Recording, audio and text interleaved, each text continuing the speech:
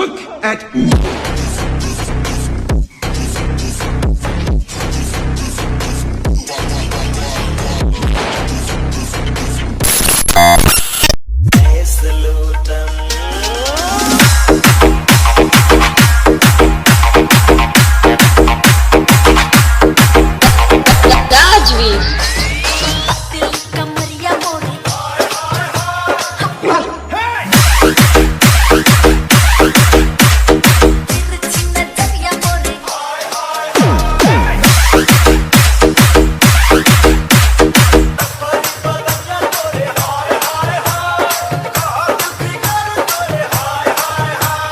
देखिए धर्राएं काट रही हो हमको।